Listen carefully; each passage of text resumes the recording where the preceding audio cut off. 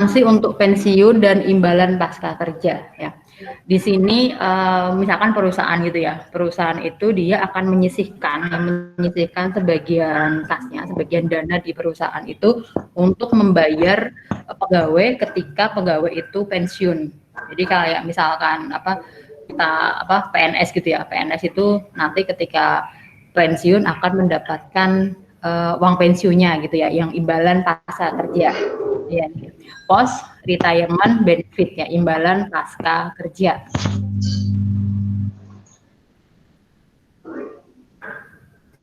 Bentuknya itu seperti ini ya, nanti prosesnya gitu ya, proses nanti pembentukan untuk yang dana pensiun. Di sini ada perusahaan ya, employer di sini itu perusahaan ya, employer adalah perusahaan, dia akan menginvestasikan ya, akan menginvestasikan dana ya, yang nanti dananya itu akan dikontribusikan atau akan diinvestasikan ke bank atau lembaga bukan bank ya, yang pengelola dana pensiunnya ya. Pengelola dana pensiun ini bisa bank, bisa lembaga keuangan bukan bank. Atau ada perusahaan yang dia itu memiliki lembaga pengelola dana pensiun sendiri, kayak Pertamina. Pertamina itu punya dana pensiun ya, dana pensiun Pertamina. Jadi nanti untuk yang uang pensiun para pegawai Pertamina itu akan dibayarkan dari lembaga dana pensiun Pertamina itu. Nah, di sini perusahaan dia akan mengkontribusi, akan menyisihkan dana yang nanti diinvestasikan ke bank atau lembaga keuangan dana pensiun, yang nanti ya uang hasil investasinya tersebut ya akan digunakan untuk membayar pensiun para pegawainya ya, untuk membayar pensiun para pegawainya. Jadi nanti pegawai yang pensiun ya, setelah pensiun dia akan menerima benefit ya, akan menerima uang pensiun dari dana pensiun tersebut ya, dari lembaga dana pensiun tersebut. Jadi nggak langsung tidak langsung perusahaan itu akan bayar kepada pegawainya, tapi ini dari penyisihan dana yang memang dia diinvestasikan sebelumnya. Nah, nanti di sini untuk yang chapter 20 ini kita akan melakukan pencatatan akuntansi dari sisi employer ya, dari sisi perusahaan ya. Bagaimana ketika perusahaan itu mengkontribusi atau mengiur untuk dana pensiun ya, itu seperti apa, dan pencatatannya nanti di perusahaan kan berarti dia ini sebenarnya ketika mengiur dan menginvestasikan ya, berarti kan dia punya investasi ya, punya aset yang nanti asetnya tersebut digunakan untuk untuk melunasi atau bertanggung jawab atas kewajibannya dia untuk membayar pensiun pegawainya. Jadi kalau dari pensiun ini, untuk penyisihan dari dana pensiun ini sebenarnya ada dua sisi ya. Pertama ada sisi aset, yang kedua ada sisi liabilitas. Dari sisi aset ini adalah uang yang disisihkan atau dana yang disisihkan untuk diinvestasikan. Sedangkan liabilitas atau kewajibannya itu terkait dengan kewajiban perusahaan untuk membayar pensiun para pegawainya. Nah, jadi nanti akan ada dua sisi ya untuk pencatatan dana pensiun. Nah, ini ada dua tipe untuk pencatatan dana pensiun ya. Dan ada dua jenisnya nanti seperti apa ya. Yang pertama ada yang disebut defined contribution plan. Ya. Ini adalah program iuran pasti. Ya, kalau di Indonesia menyebutnya seperti itu ya. Program iuran pasti. Kemudian satu lagi yang namanya defined benefit plan. Program manfaat pasti. Bedanya di mana gitu ya? Bedanya di mana? Kalau defined contribution plan ya, artinya ya, kontribusi itu berarti iuran ya. Iuran dari perusahaan, ini perusahaan ya, employernya ya. Jadi perusahaan itu mengiur atau menyisihkan dana dalam jumlah yang tetap. Jadi tiap periode, tiap tahun perusahaan akan menyisihkan sebagian dananya untuk diinvestasikan atau dialokasikan ke dana pensiun. Nah, dan itu jumlahnya tetap tiap periode. Nanti yang diperoleh, jadi ketika di sini nih kontribusinya yang di sini itu tetap ya. Jadi nanti tiap tahun si employer, si perusahaan ini dia hanya akan menjurnal ya debitnya pensiun expense, kreditnya cash. Tahun berikutnya juga sama, pensiun expense, kreditnya cash ya. Kalau yang sifatnya program iuran pasti. Ya, jadi kontribusinya di sini ya, kontribusinya yang di sini itu tetap. Ya, kontribusinya tetap.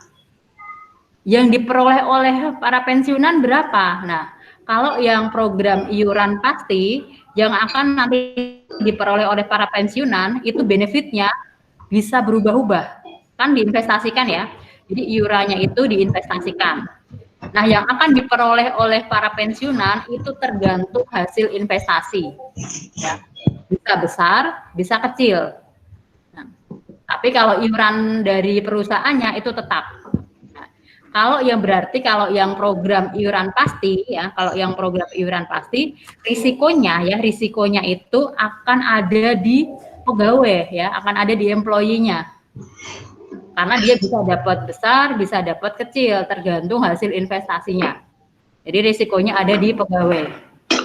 Perusahaannya dia nggak punya risiko karena iurannya dia tetap ya. Itu yang defined contribution plan ya. Jadi risikonya ini ditanggung oleh pegawai yang nanti akan menerima manfaat pensiun. Kemudian apa bedanya dengan defined benefit plan? Ya. Kalau defined benefit plan yang di sini yang pasti adalah manfaatnya, yang pasti manfaatnya. Yang masuk sebentar.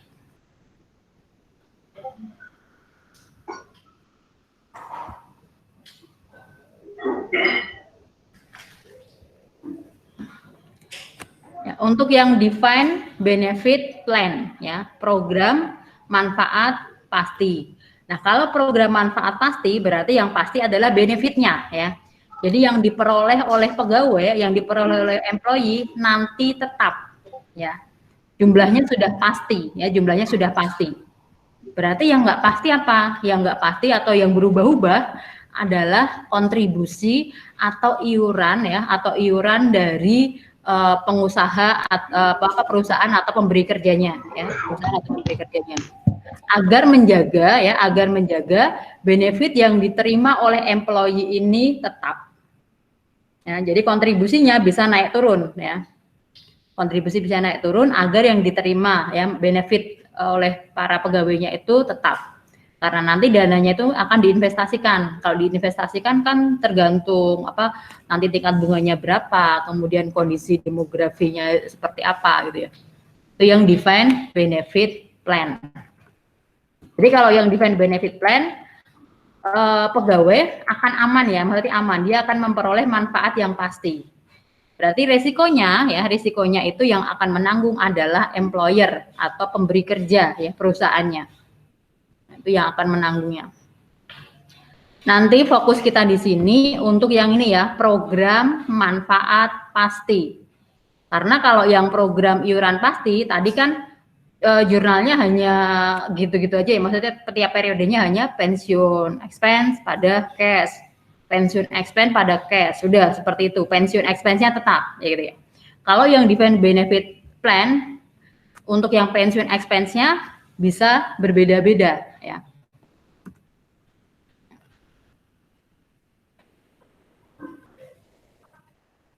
Ini yang perbedaannya tadi ya. Nah, perbedaan dari sisi yang defined contribution plan dan defined benefit plan. Kalau yang contribution plan yang pasti itu adalah kontribusi atau iuran dari pemberi kerjanya. Sedangkan yang naik turun, yang volatil di sini ya, ini adalah benefit atau manfaat yang akan diterima oleh pegawai.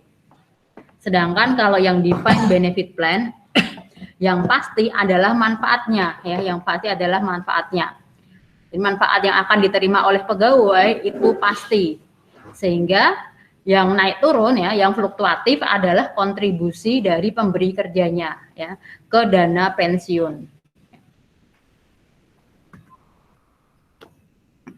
Ini jurnal untuk yang defined contribution plan ya. Nah, contohnya contribution plan berarti iurannya tetap ya.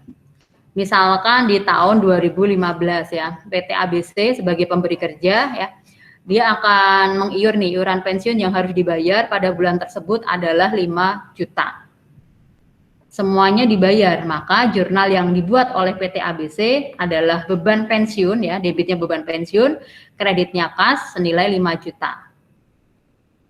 Kemudian di bulan berikutnya ya, di bulan berikutnya ini ternyata dia baru bisa membayar 3 juta. Berarti akan ada liabilitas ya, pensiun liability, akan ada pensiun liability senilai 2 juta. Kalau yang iurannya harusnya nih yang tetap 5 juta ini. Ketika dia baru membayar kas 3 juta, berarti akan ada pensiun liability senilai 2 juta. Nah, kalau yang defined contribution plan kita hanya membawa seperti ini saja ya.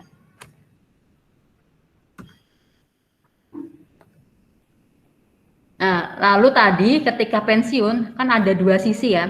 Ada sisi aset, ada sisi kewajiban ya, ada sisi aset, ada sisi liabilitas. Asetnya itu berasal dari iuran ya, iuran yang disetorkan oleh perusahaan atau dana yang disisihkan oleh perusahaan untuk diinvestasikan di dana pensiun. Nanti uang yang dikelola oleh dana pensiun pasti kan akan diinvestasikan lagi, entah dipinjamkan dan sebagainya, akan diinvestasikan lagi ya. Nah, berarti satu-satunya ada yang namanya plan aset itu tadi ya, plan aset. Plan aset itu adalah itu tadi ya, plan aset atau aset program yang berasal dari pengelolaan ya, pengelolaan atas penyisihan dana pensiunnya. Kemudian di satu sisi ada kewajiban ya, di satu sisi ada kewajiban perusahaan untuk memberikan manfaat kepada para pensiunan. Ya, akan ada defined benefit obligation di sini. Ini kita sudah masuk defined benefit plan ya. Akan ada kewajiban untuk memberikan manfaat yang pasti kepada para pegawainya. Ya, jadi akan ada dua sisi. Ya. Nah, nanti di akhir periode ya kita akan membandingkan antara kewajiban ya, antara kewajiban pensiun tersebut ya, defined benefit obligation-nya ya, kewajiban manfaat pasti akan kita bandingkan dengan aset programnya ya, dengan plan asetnya. Kalau kewajibannya lebih tinggi, ya, berarti akan ada di akhir akhir periode tersebut untuk defined benefit obligation-nya yang lebih tinggi, ya akan ada pensiun liability. Sebaliknya, kalau plan asetnya lebih tinggi atau aset programnya lebih tinggi, maka akan ada untuk pensiun aset, ya defined benefit aset atau pensiun aset, yang 50.000 contoh yang di sini. Nah, sebelum nanti kita melakukan pencatatan untuk yang defined benefit obligation, ini ada beberapa istilah-istilah dulu ya. Nanti yang akan mempengaruhi ya, yang akan mempengaruhi kewajiban tadi, yang akan mempengaruhi defined benefit obligation-nya, akan mempengaruhi kewajiban, dan apa saja yang akan mempengaruhi plan aset atau aset program. Di sini ada yang namanya service cost ya. Service cost atau biaya jasa. Ya. Biaya jasa itu biasanya timbul dari misalkan pekerjanya itu kan tiap periode ya, dengan bertambahnya periode masa kerja tiap pegawai kan bertambah. Ya, masa kerja tiap pegawai bertambah. Kalau masa pegawai bertambah, maka akan ada biaya jasa yang bertambah juga. Nah, biaya jasa ini nanti akan menambah kewajiban pensiun. Jadi kan kalau pensiun itu akan makin bertambah nilainya kalau masa kerjanya bertambah gitu ya. Ini akan ada yang namanya service cost. Kemudian interest ya atau bunga. Timbulnya dari mana kok ada bunga gitu ya. Nah, timbulnya dari mana? Tadi kan ada kewajiban ya, ada defined benefit obligation. Ada juga plan aset yang merupakan investasi. Ya, karena diinvestasikan pasti akan ada bunga, akan ada interest revenue. Kemudian ada kewajiban, berarti juga akan ada interest expense. Nanti kita akan membandingkan antara interest expense dan interest revenue mana yang lebih tinggi, gitu ya. Aku udah nanya dari tadi gak dijawab-jawab. Sama sekar. Nah, untuk yang net interest ini yang interest expense timbul dari kewajiban ya, interest dari kewajiban atau defined benefit obligation. Nanti biasanya kita akan mencarinya, akan berapa sih interest expense-nya ya. Itu akan kita hitung dari tingkat bunga diskontonya ya, tingkat bunga diskonto kita kalikan dengan saldo awal defined benefit obligation di periode tersebut. Kalau interest revenue ini nanti kita peroleh dari persentase tingkat bunga diskonto kita kalikan dengan saldo awal aset program. Ya. Nanti kita tinggal bandingkan mana yang lebih tinggi. Kemudian di sini ada yang disebut remeasurement atau pengukuran kembali. Nah, kalau yang pengukuran kembali ini akan dilakukan oleh profesi aktuaris ya, profesi aktuaris. Profesi aktuaris itu dia akan menilai berapa sebenarnya nilai kewajiban pensiunnya. Apakah ada perubahan atau tidak ya. Dia akan menggunakan asumsi demografi gitu ya. Misalkan nih dengan keadaan kesehatan yang sekarang gitu ya. Ini kayaknya mungkin kewajibannya jauh lebih tinggi. Dengan tingkat demografi yang sekarang kewajibannya lebih tinggi gitu ya. Nanti yang remeasurement ini ya, angka-angka perubahannya itu ya, angka perubahan atas kewajiban pensiun dan atas aset program atau plan aset itu nanti akan kita peroleh langsung dari aktuaris ya. Kalau dari sisi akuntan kita tinggal mencatatnya saja ya. Kita nggak perlu ngitung tuh. Nah, ngitungnya itu pakai rumus-rumus dan asumsi-asumsi tertentu gitu ya. Nah, nanti perubahan terkait saldo kewajiban tadi ya, dan perubahan terkait saldo plan aset atau aset program itu nanti akan kita catatkan di OCI ya, Other Comprehensive Income. Nah, ini yang service cost tadi ya. Service cost tadi itu ada dua jenis ya. Ada yang namanya current service cost atau biaya jasa kini, ada yang namanya past service cost atau biaya jasa lalu ya. Kalau biaya jasa kini ini kenaikan nilai kewajiban imbalan pasti ya, kenaikan defined benefit obligation ya atas jasa pekerja dalam periode berjalan. Jadi kalau masa kerja dari karyawannya itu bertambah ya, maka akan timbul current service cost ini, akan timbul biaya jasa kini. Dan ini akan menyebabkan kenaikan dari defined benefit obligation. Kemudian yang kedua nih ada yang namanya biaya jasa lalu atau past service cost. Untuk yang past service cost ini kenaikan defined benefit obligation ya, kenaikan kewajiban imbalan pasti atas jasa pekerja dalam periode lalu ya, yang periode lalu nih ternyata ada gitu ya, dan belum kita perhitungkan ya yang berpengaruh ke periode sekarang ya, Nah, untuk yang biaya jasa lalu atau past service cost ini biasanya karena adanya amandemen ya, akan ada yang namanya amandemen dan curtailment. Ya, jadi past service cost ini timbul karena adanya amandemen dan curtailment. Amandemen itu biasanya menyesuaikan ya, misalkan kita mau menaikkan ya, jadi perusahaan misalkan mau menaikkan manfaat yang akan diterima oleh pegawainya. Nah, berarti otomatis ya amandemen ini akan menyebabkan kenaikan dari defined benefit obligation ya.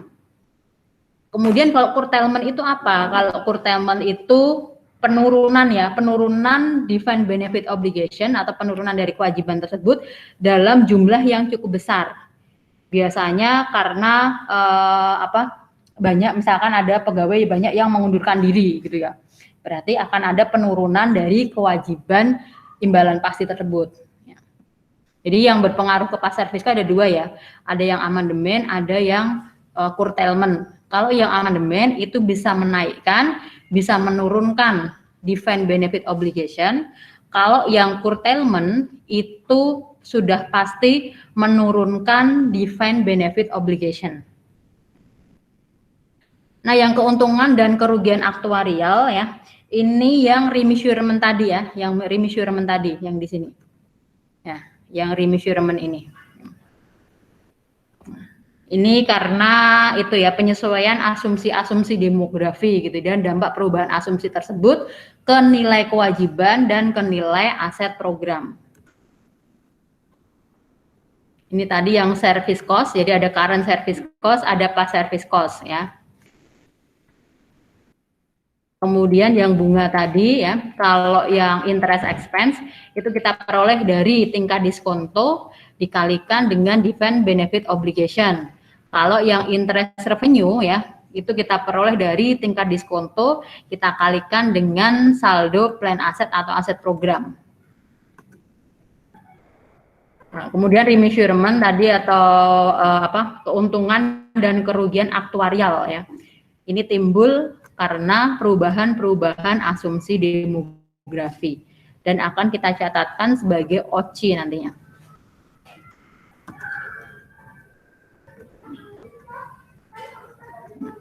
Yang actual return nanti ya. Ini kita langsung ke contoh saja ya biar lebih jelas ya. Misalkan di sini employer-nya ya, pemberi kerjanya namanya Hasbro SE, ini perusahaannya ya. Dia memiliki aset program ya, aset program plan aset di sini ya. Aset programnya itu di saldonya di tanggal 1 Januari 2019 adalah 4.200.000. Ya, 4.200.000.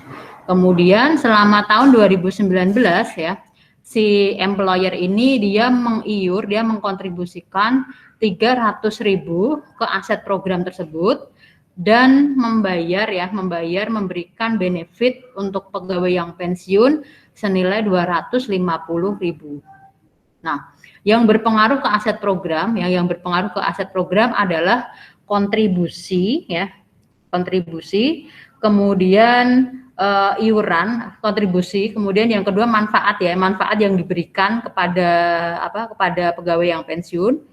Kemudian yang berpengaruh lagi itu adalah bunga ya, pendapatan bunga, sama tadi kalau ada yang namanya remeasurement. Ya.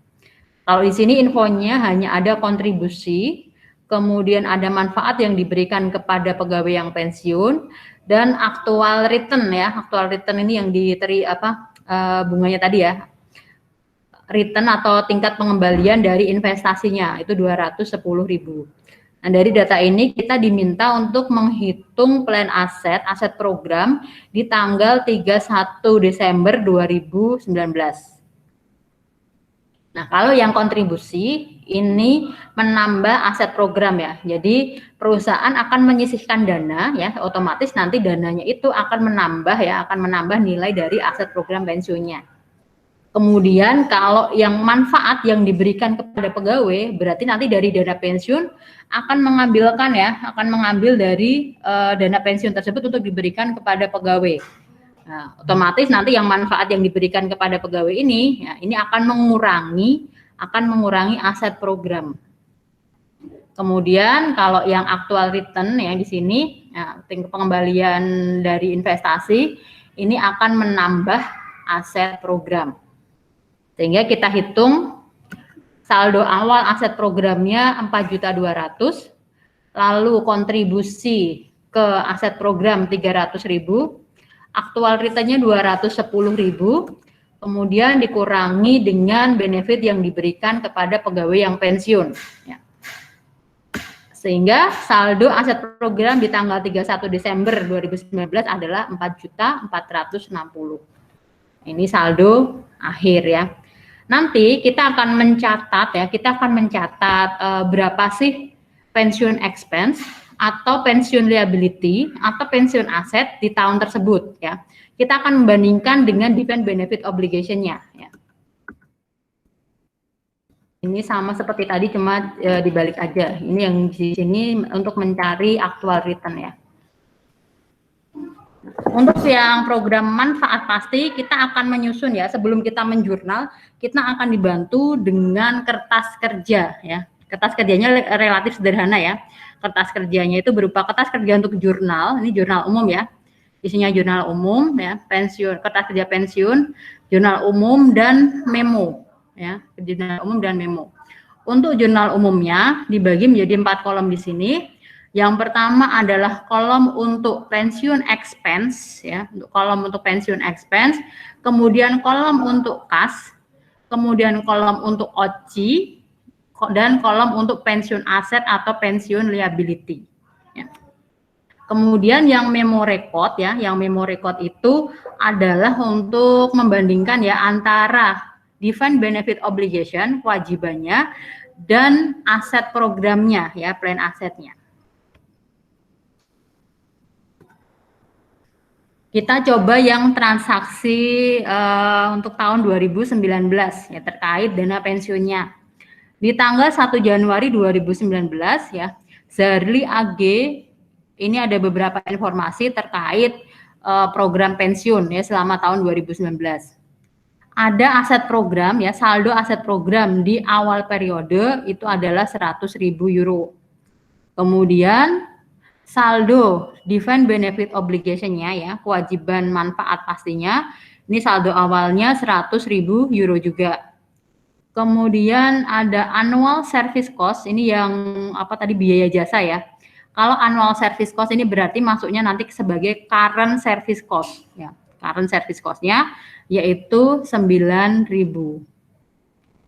Diskon rate 10%, ini tingkat diskontonya 10% nanti untuk mencari interest expense dan interest revenue.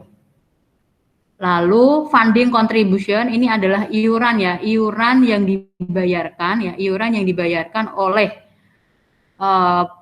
perusahaan atau employer-nya pada tahun tersebut adalah 8.000 euro. Lalu benefit ya, benefit manfaat yang diberikan kepada pensiunan pada tahun tersebut adalah 7.000. Nah, kita akan identifikasi ya. Kalau yang saldo awal aset program dan saldo awal defined benefit obligation ini nanti masuknya di memo record ya, di memo recordnya ya sebagai saldo awal. Kemudian kalau yang annual service cost ya, current service cost itu akan menambah ya, akan menambah defined benefit obligation ya. Ini akan menambah defined benefit obligation. Kemudian yang terkait diskon rate tadi ada interest expense dan interest revenue. Interest expense ya, beban bunga akan menambah ya, akan menambah defined benefit obligation. Ya. Sedangkan kalau yang interest revenue ya, interest revenue akan menambah aset program. Selanjutnya yang funding contribution ya, yang contribution oleh perusahaan ini akan menambah aset program dan benefit yang dibayarkan kepada pensiunan ini akan mengurangi aset program. Kita masukkan ke kertas kerja pensiun ya. Tadi saldo awal ya, kita masukkan ke memo record-nya ya. Di memo record-nya tidak ada saldo untuk pensiun aset dan pensiun liability-nya, tidak ada. Ya. Untuk yang defined benefit obligation-nya tadi saldonya adalah 100.000. Ini diberi tanda kurung karena kredit ya. Kewajiban itu kan saldo normalnya kredit ya. Ini kredit 100.000. Kemudian aset programnya 100.000 ya.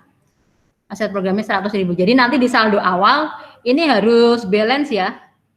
Selisih antara defined benefit obligation dan plan aset nanti akan kita masukkan ke pensiun aset atau pensiun liability ya. Kalau plan asetnya lebih tinggi berarti akan timbul pensiun aset ya. Kalau plan asetnya ya, kalau aset programnya lebih tinggi maka akan timbul pensiun aset. Kalau yang defined benefit obligation-nya lebih tinggi berarti akan timbul pensiun liability. Ya, nanti penyeimbangnya di sini nih. Ya, ini untuk selisih yang defined benefit obligation dan aset program masuknya di kolom pensiun aset atau liability. Ya. Selanjutnya kita akan masukkan tadi yang service cost ya, annual service cost ya. Annual service cost kita masukkan ke kolom annual pensiun expense ya, ke beban pensiun. Beban pensiun 9.000 debit ya. Ini yang positif, ini artinya ini kan jurnal umum ya, jurnal umum. Ini yang positif yang debit ya. Debit 9.000. Nah, kewajiban itu ya beban service cost ini ya, service cost ini biaya jasa ini ya, biaya jasa akan menambah kewajiban ya, akan menambah kewajiban. Jadi kewajibannya bertambah ya, bertambah 9.000. Ya, kewajiban bertambah berarti kredit ya, sini 9.000. Kemudian ini yang kewajiban kita beli tanda kurung maksudnya. Kemudian untuk interest expense ya. Tingkat bunga diskontonya tadi adalah 10% ya. Jadi untuk interest expense-nya kita kalikan 10% dengan saldo awal defined benefit obligation ya. Sini saldo awal kewajibannya 100.000 kalikan 10% berarti 10.000 ya untuk interest expense ya. Interest expense akan menambah kewajiban ya. Akan menambah defined benefit obligation 10.000. Selanjutnya interest revenue ya, interest revenue kita hitung dari tingkat diskontonya 10% ya, dikalikan dengan saldo awal plan aset ya. Saldo awal plan asetnya di sini adalah 100.000. Sehingga interest revenue-nya adalah 10.000. Ini tadi kan ya, kalau yang positif debit, kalau interest revenue kan kredit saldonya. Jadi kita beri tanda kurung ya di sini ya. Interest revenue akan menambah aset program. Ya, interest revenue akan menambah aset program. Di sini asetnya akan bertambah 10.000. Kemudian kontribusi atau iuran dari perusahaan. Ya. Kalau berkontribusi berarti kas perusahaan akan berkurang ya, kas perusahaan akan berkurang. Jadi di sini kita masukkan ke kolom kas ya, kolom kasnya berkurang ya, kasnya dikredit 8.000. Kontribusi ini akan menambah aset program ya. Aset programnya bertambah nih 8.000. Kemudian benefit atau manfaat yang diberikan kepada para pensiunan. Ini ya, kalau benefit itu akan menambah aset program akan mengurangi aset program ya. Jadi sudah ada dana yang keluar dari dana pensiun untuk diberikan kepada pegawai yang pensiun ya. Nanti aset programnya akan berkurang ya. Aset programnya akan berkurang dan otomatis kewajiban dari pensiunnya juga akan berkurang. Nah, langkah berikutnya kita akan menjumlahkan ke bawah ya, menjumlahkan ke bawah untuk total defined benefit obligation-nya. Di sini totalnya adalah 112.000. Kemudian untuk yang aset programnya totalnya adalah 111.000. Berarti kewajibannya ya defined benefit obligation-nya lebih tinggi daripada aset programnya. Sehingga akan menghasilkan net liability ya. Kewajiban netnya adalah 1.000. Nah, kita masukkan nih selisihnya ke sini ya. Kita masukkan ke selisih sini dulu. Ini sebagai saldo akhir ya, sebagai saldo akhir di 2019. Ini masuk 1.000 ya. Kalau tanda kurung artinya timbulnya pensiun liability ya. Timbulnya pensiun liability. Ini masuk juga ke jurnal umum ya, masuk ke jurnal umum ya. Ini masuk ke jurnal umum 1.000 ya. Di sini belum ada saldo awal ya, belum ada saldo awal, berarti 1.000 inilah yang di jurnal ya, di jurnal sebagai pensiun liability. Pasnya totalnya 8.000 kredit. Ya. Kemudian untuk yang pensiun expense ini totalnya 9.000 debit. Nah, ya di pink ini yang kita jurnal ya. Nanti jurnalnya debitnya adalah pensiun expense ya, debitnya pensiun expense 9.000, kemudian kreditnya cash 8.000 dan pensiun liability 1.000. Ya, itu yang kita jurnal di tanggal 31 Desember 2019. Ini pensiun expense, cash dan pensiun liability. Nanti yang saldo di sini nih ya, saldo di tanggal 31 Desember 2019 untuk yang saldo pensiun liability 1.000, kemudian defined benefit obligation 112.000 dan plan aset 111.000, ini akan kita bawa untuk menyusun kertas kerja pensiun di tahun 2020. Nah, untuk yang tahun 2020 di sini nanti akan ada tambahan ya. Untuk alur soal yang di sini ini akan ada yang namanya tadi past service cost ya. Biaya jasa lalu ya. Ini perubahan ya, perubahan terhadap defined benefit obligation ya, terhadap kewajiban imbalan pasti karena adanya amandemen atau curtailment. Ya. Kalau amandemen ini biasanya karena ada perubahan dari program pensiunnya ya. Untuk yang amandemen ini bisa menambah, bisa mengurangi dari defined benefit obligation. Kalau yang curtailment ini yang mengurangi ya, yang mengurangi defined benefit obligation. Ini curtailment ini adalah pengurangan yang signifikan ya. Jumlah pegawainya itu mungkin banyak yang keluar gitu ya. Jumlah pegawai yang tercover dana pensiun itu banyak yang keluar. Sehingga untuk yang nilai defined benefit obligation-nya juga akan berkurang. Nah, untuk yang beban yang past service cost ini akan kita sesuaikan ya. Ini akan menyesuaikan saldo awal nanti ya, akan menyesuaikan saldo awal dari defined benefit obligation.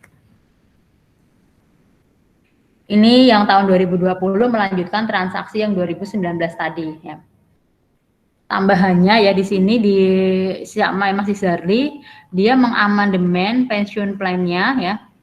Sehingga nih terdapat pas service cost tadi ya itu senilai 81.600.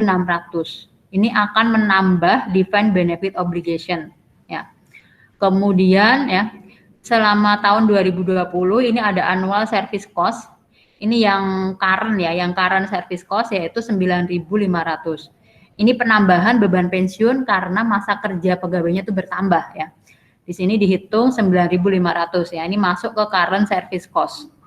Kemudian tingkat diskontonya masih 10%, lalu kontribusi dari perusahaannya adalah 20.000 selama tahun tersebut, dan benefit yang diberikan kepada pegawai yang pensiun 8.000.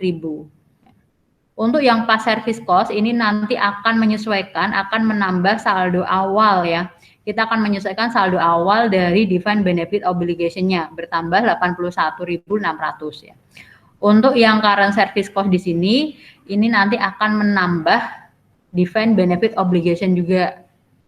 Lalu untuk yang discount rate ini nanti terkait interest expense dan interest revenue ya.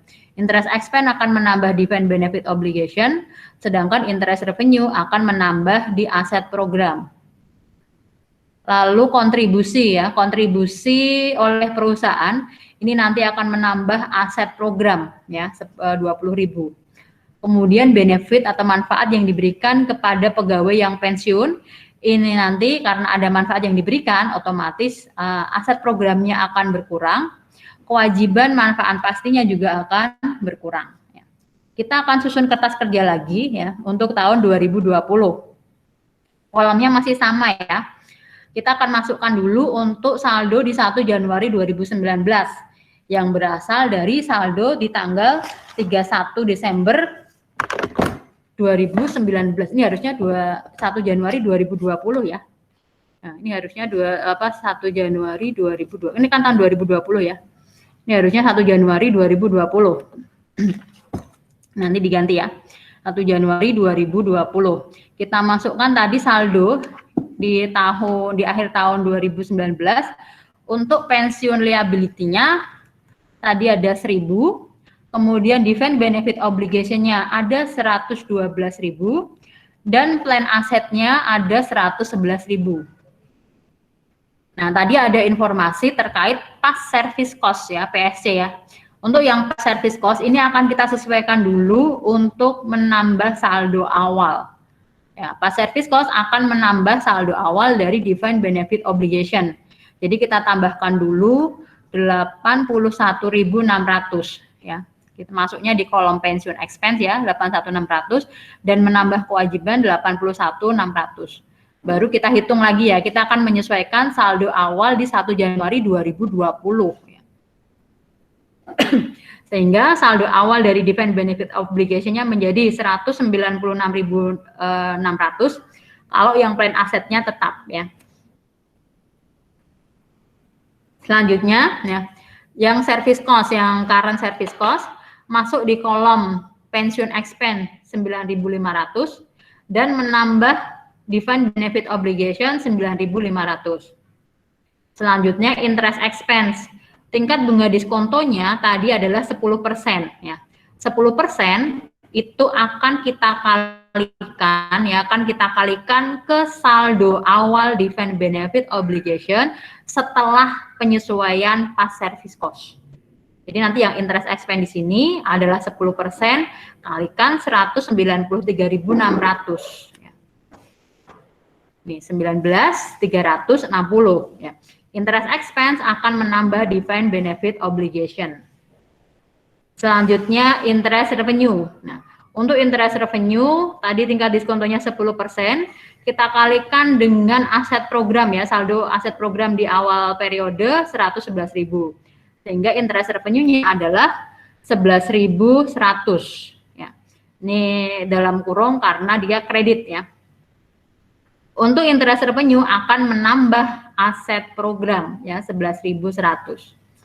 Selanjutnya kontribusi oleh perusahaan tadi ya, kontribusi karena ada dana yang dikeluarkan dari perusahaan berarti kasnya berkurang ya, kasnya berkurang 20.000 dan dana pensiunnya nih untuk yang aset programnya akan bertambah 20.000. Selanjutnya benefit yang diberikan kepada para pensiunan.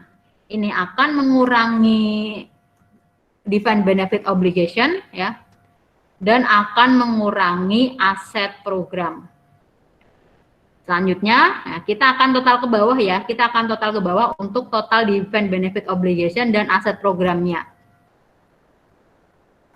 Di sini total dari defined benefit obligation-nya adalah 214.460 dan total dari aset programnya adalah 134.100. Sehingga selisihnya ada net liability ya. Net liability sebesar 80.360. Ini yang akan menjadi saldo akhir ya, saldo akhir pensiun liability di 31 Desember 2020 ya sebesar 80.360. Nah, tadi di saldo awal ya, di saldo awal untuk yang pensiun liability ini sudah ada 1.000 ya, sudah ada 1.000 pensiun liability 1.000 sehingga yang kita jurnal di tahun tersebut nah selisihnya ya 79.360. Kemudian kolom OCI masih kosong ya. Yang di kolom kas kredit 20.000 dan di kolom pensiun expense debit 99.360. Ini yang di pink, ini yang akan kita jurnal ya. Debitnya pensiun expense ya. Debitnya pensiun expense 99.360, lalu di sisi kreditnya kas 20.000 dan pensiun liability 79.360.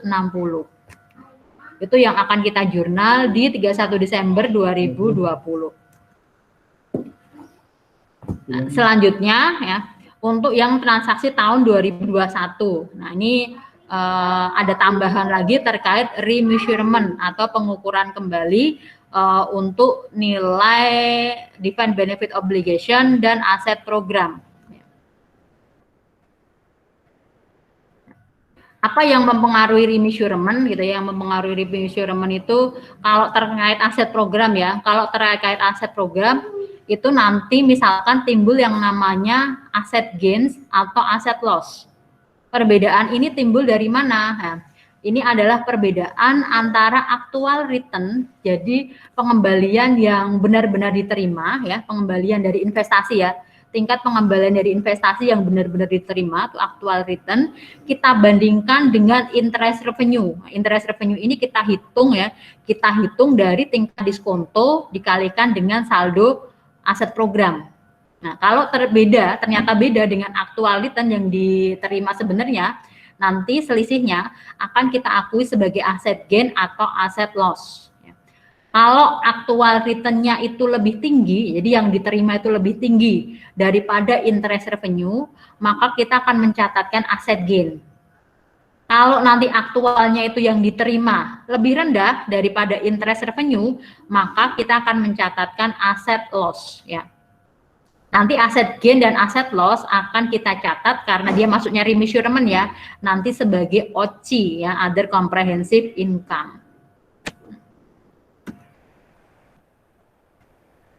Demikian juga untuk yang sisi defined benefit obligation ya. Untuk yang defined benefit obligation ini bisa berubah karena perubahan asumsi-asumsi aktuarial ya yang akan mempengaruhi nilai dari defined benefit obligation-nya. Ini juga nanti masuknya ke OCI ya. Jadi perubahan di plan aset dan perubahan di defined benefit obligation masuknya ke kolom OCI ya. Nah, sekarang ini informasi-informasi terkait pensiunnya ya. Terkait pensiun di tahun 2021 masih melanjutkan dari Zarli Company. Informasi yang pertama ini ada service cost ya, current service cost di tahun tersebut 13.000. Ini nanti akan menambah defined benefit obligation. Kemudian tingkat diskontonya 10%.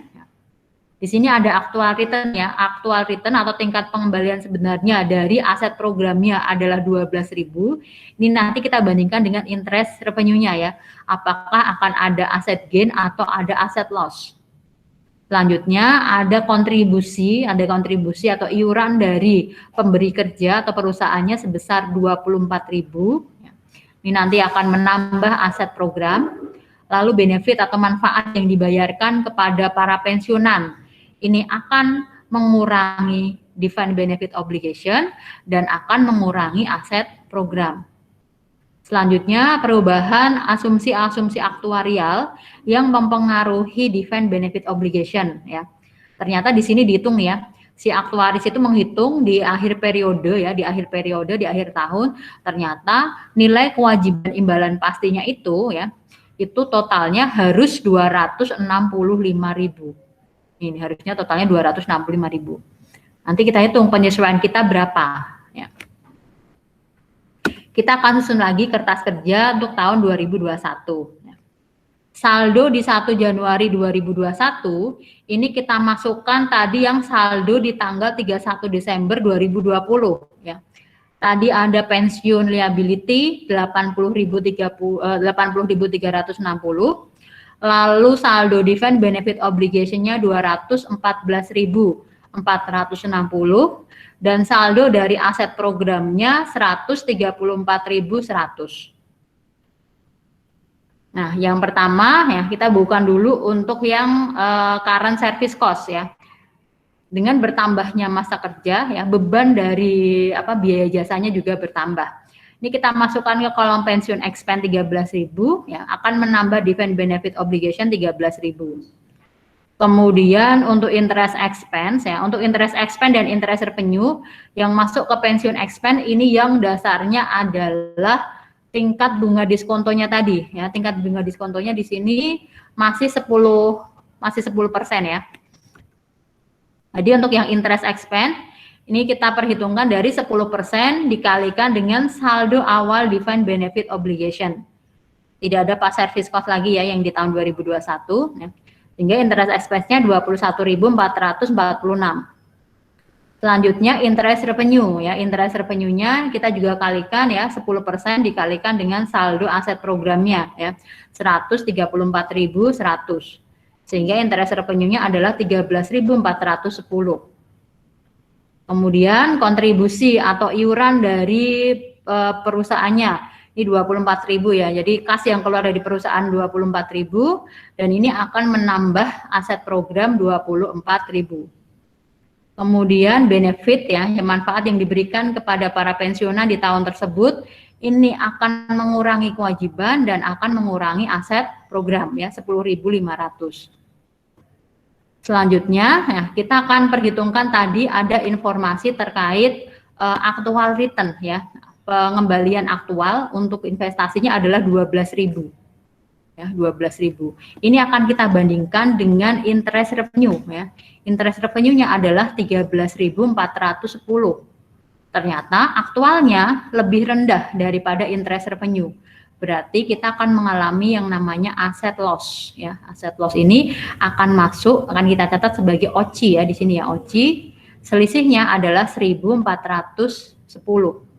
karena ini berarti OCI debit ya, OCI debit, aset loss ya, debit 1.410 karena OCI itu saldo normalnya kredit ya. Jadi kalau aset loss debit 1.410. Aset loss ini akan mengurangi akan mengurangi aset program ya. Aset programnya akan berkurang karena adanya aset loss 1.410. Selanjutnya ya. Untuk yang liability loss, ini terkait dengan perubahan asumsi aktuarial untuk perhitungan defined benefit obligation. Jadi kalau yang liability loss, kita hitung dulu ya. Nah, kita masukkan dulu ke saldo akhir ya. Kita masukkan dulu ke saldo akhir di 31 Desember 2021. Ini adalah saldo sesuai dengan perhitungan aktuaris tadi ya. Tadi perhitungan aktuaris ya. Di akhir tahun ya, di end of year, di defined benefit obligation-nya adalah 265.000. Jadi nanti saldo di tanggal 31 Desember 2021 untuk defined benefit obligation-nya harus 265.000 ya. Nah, 265.000 kita bandingkan dulu dengan perhitungan dari saldo awal, service cost, interest expense sama dikurangi benefit ya. Ternyata selisihnya kredit ya. Selisih kredit kita masukkan ke sini ya, kita masukkan ke sini. Jadi asalnya dari sini dulu ya, yang akhir dulu, saldo akhirnya ketemu karena perhitungan asumsi aktuaris tadi, baru kita dapat selisihnya ini ya. Selisihnya 26.594 kredit ya, kredit. Nah, ini akan kita catat sebagai aset loss ya. Liability loss ya, sebagai liability loss. Dia berarti menambah kewajiban ya, menambah kewajiban. Ini akan kita catat juga di kolom OCI ya sebagai loss ya, 26.594. Karena kewajibannya bertambah nih akibat perubahan asumsi aktuaria. Ya, jadi kita mengalami kerugian ya. Kerugian dicatat sebagai OCI. Ya. Ini dapat 26.594. Selanjutnya ya, kita akan hitung selisih ya, selisih antara defined benefit obligation dan dan aset programnya. Di sini selisihnya net liability ya senilai 105.400 ya, 105.400 kita masukkan ke kolom pensiun liability sebagai saldo akhir ya. Saldo akhir di 31 Desember 2021 ya, 105.400. Di awal periode tadi sudah ada 80.360 pensiun liability. Sehingga yang kita jurnal adalah 25.040 untuk pensiun liability-nya ya. Jadi yang kita jurnal selisihnya. Kemudian yang OCI kita jumlahkan ke bawah ya, 28.004. Kemudian kasnya juga kita jumlahkan ke bawah, 24.000 kredit ya. Kemudian pensiun expense-nya di sini totalnya 21.036. Sehingga jurnalnya nanti ya, jurnalnya yang pertama ya. Nah, jurnalnya di sini pensiun expense-nya ya 21.036. Kemudian OCI-nya debit ya, OCI-nya debit 28.004. Kreditnya kas 24.000 dan pensiun liability 25.040. Nah, ini yang akan dijurnal di 31 Desember 2021. Nah, nanti yang saldo di tanggal 31 Desember 2021 ini akan menjadi saldo awal untuk dana pensiun di tahun 2022. Nah, ini yang akan kebawa nanti yang di kertas kerja tahun 2022. Gitu. Sampai di sini ada pertanyaan?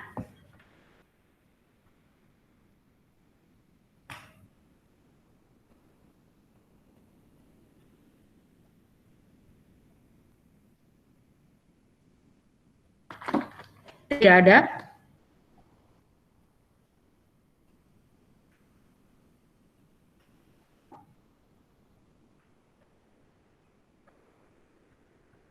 Kalau tidak ada, kita bisa itu ya, lanjut ke latihan ya. Kita bisa lanjut ke latihan. Nanti latihannya kita langsung diskusinya di WA group saja ya. Bener nih, nggak ada pertanyaan ya? Belum ada, Bu. Belum ada.